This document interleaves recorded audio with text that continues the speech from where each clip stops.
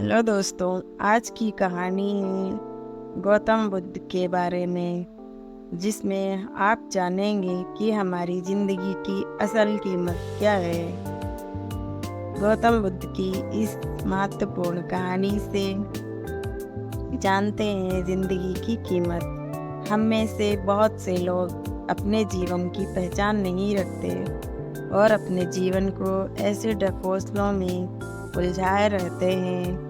अपना सारा समय और अपना जीवन फल इधर उधर दूसरों के चक्कर में या किसी ना किसी चीज़ के पीछे भागने में व्यर्थ में बर्बाद करते रहते हैं। एक बार की बात है, गौतम बुद्ध अपने शिष्यों को जीवन से जुड़ी कुछ अच्छी बुरी आदतों का ज्ञान दे रहे थे। सभी शिष्य अपनी बातों पर ध्यान से सुन रहे थे। उन सभी में से एक शिष्य ऐसा था जिसे प्रश्नोत्तरी की बहुत आदत थी।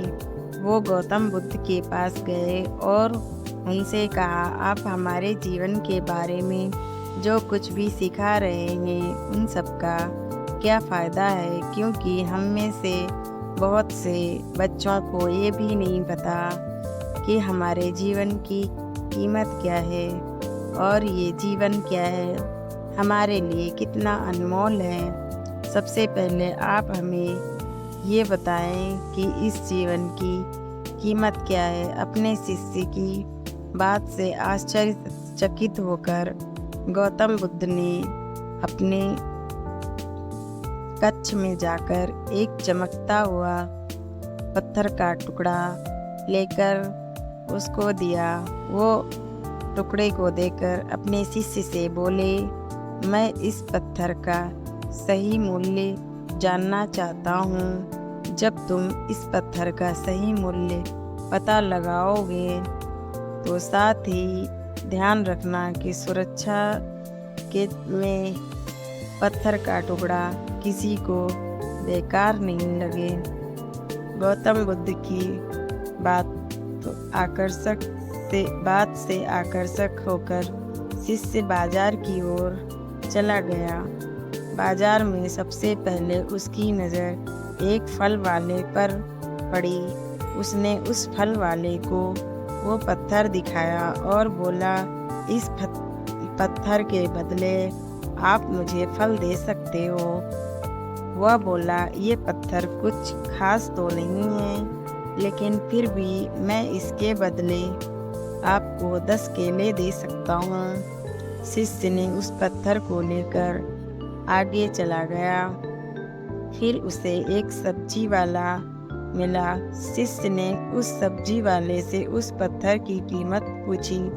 सब्जी वाले ने उस पत्थर को ध्यान से देखा और बोला, इस पत्थर की कीमत के बदले मैं ज़्यादा से ज़्यादा एक बोरी भरकर सलाह दे सकता हूँ। इसके बाद वह शिष्य पत्थर को एक सोने के व्यापारी के पास ले गया।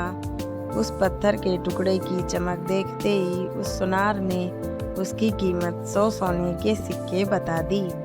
शिष्य ने वो पत्थर का टुकड़ा से उस सुनार के बदले 200 सोने के सिक्के देने को भी बोला, लेकिन शिष्य ने उस पत्थर को नहीं दिया। इसके बाद भी वो शिष्य एक हीरे के व्यापारी के पास गया। उनके सामने उसने वो पत्थर के टुकड़े को रख दिया। उस पत्थर के टुकड़े को देखते ही हीरों के व्यापारी ने एक साफ कपड़ा लिया और उस पत्थर को उसके ऊपर रख दिया।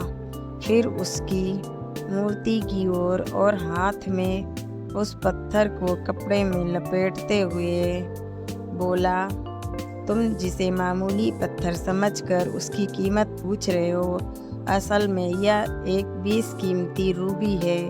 ऐसा रूबी हर किसी को नहीं मिलता। मैं अगर अपना सब कुछ बेच भी दूं तो भी इसकी कीमत नहीं चुका सकता। उस व्यापारी की बातें सुनकर वो शिष्य भी हैरान हो गया।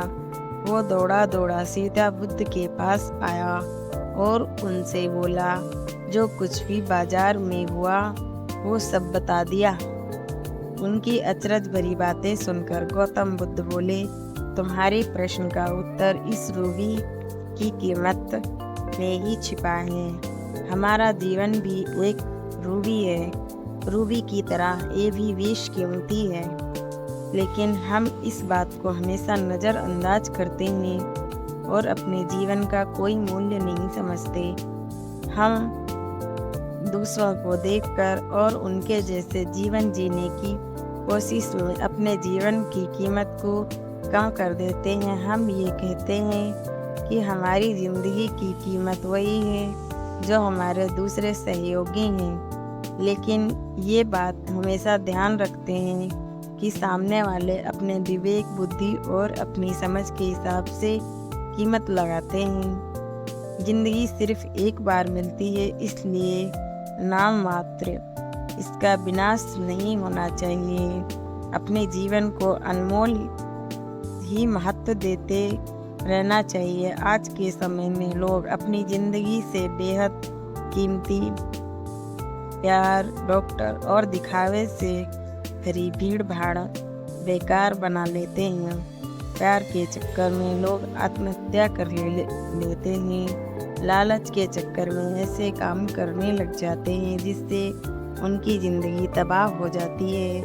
नाम के चक्कर में उल्टे सीधे काम करने लग जाते हैं। हमेशा याद रखना, ज़रूरी नहीं प्यार मिल सकता है, पैसा भी फिर से कमाया जा सकता है, लेकिन ज़िंदगी फिर से नहीं मिल सकती। इसलिए अपनी इस बेशकीमती ज़िंदगी को अच्छे से जिएं, हर पल का आनंद लें। कभी ये ना समझें कि आप इस दुनिया में किसी काम के लायक नहीं हैं। कभी ये नहीं सोचना आपकी ज़िंदगी की कोई मायने नहीं है।